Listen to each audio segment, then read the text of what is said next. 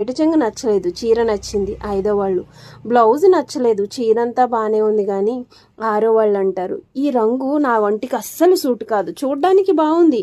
ఏడో వాళ్ళు ఈ రంగు కట్టుకున్న ప్రతిసారి నాకు అచ్చి రావట్లేదు ఎందుకో అంటారు. ఎనిమిదో వాళ్ళు చూస్తారు. ఎనిమిదో వాళ్ళు చూసి సేమ్ ఇదే ప్యాటర్న్లో నాకు మా అక్క మా పెద్దమ్మ పంపించింది మొన్న, కానీ ఇది తెగ నచ్చేసింది అనుకో. 9, 10 ఇలా 10వ వాళ్ళకి మటుకి అన్నీ నచ్చుతాయి, 10వ వాళ్ళు తీసుకుంటారు. అంటే 10 మంది చూస్తే 10 మందికి నచ్చిన ఈ చీర ఒకరికి మాత్రమే సొంతం అవుతుంది. 1000, 1500 పెట్టుకునే ఈ చీరకి రంగులు ఇన్ని రంగులు ఈ చీరలో ఉన్నాయి అని, ఇన్ని పువ్వులు ఉన్నాయి, ఇంత అంచుందని ఆలోచిస్తారే. జీవితకాలం మనం ఆలోచించి తీసుకోవాల్సిన నిర్ణయాల విషయంలో మట్టికి చాలా తొందరపడిపోతూ ఉంటాము ఒక్కొక్కసారి.